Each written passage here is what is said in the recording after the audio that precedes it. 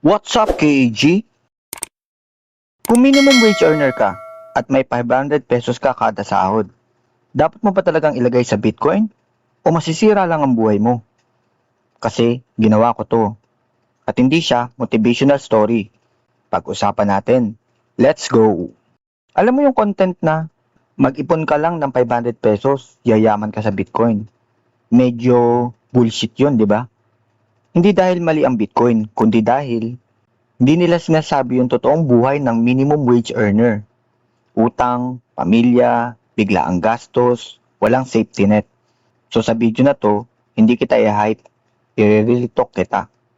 Kung gagawin mo tong 500 Bitcoin ipon challenge, kaya mo ba talaga? Tanong ko sa'yo, minimum wage earner ka ba?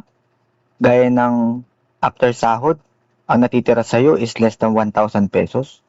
Kung oo, ito ang harsh reality. Hindi ka investor, survivor ka.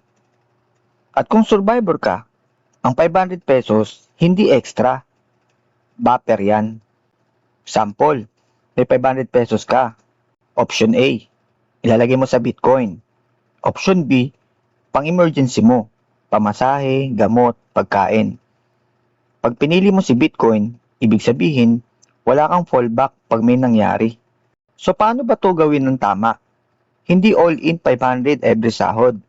Mas realistic version, rule number 1. Only invest what you can afford to lose. Number 2. May emergency fund ka. Number 3. Consistency is greater than laki ng kapital. Kung ang sahod mo is minimum, sample, 610 pesos per day, 12,000 per month. Ang mga bills at pagkain, equal na kagad sa 10,000.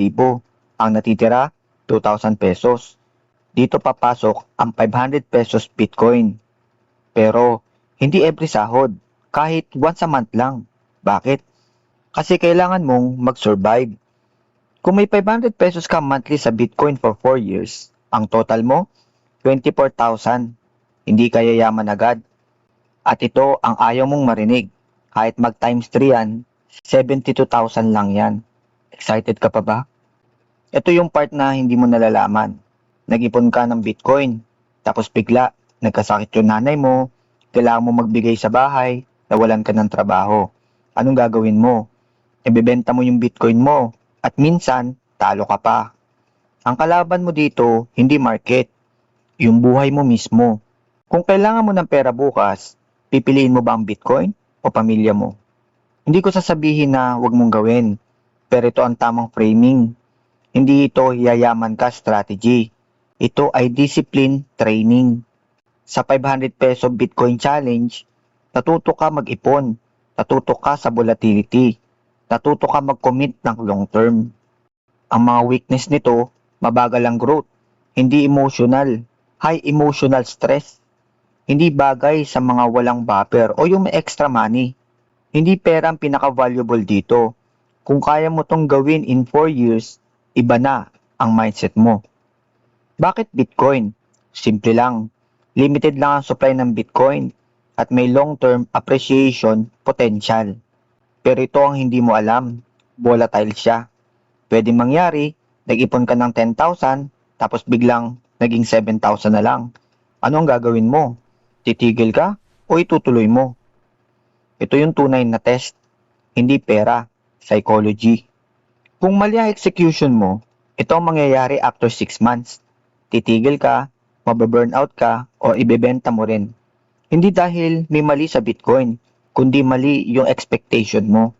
So para sa mga minimum wage earner, ang 500 pesos Bitcoin challenge, hindi shortcut yan sa pagyaman. Ito ay test ng discipline, test ng patience, test ng reality mo. Kaya mo bang mag-commit ng 4 years? Kahit walang kasiguraduhan? Kung oo, simulan mo. Pero kung hindi, huwag mong pilitin. Kasi minsan, ang best investment, hindi Bitcoin. Ikaw mismo. Game on!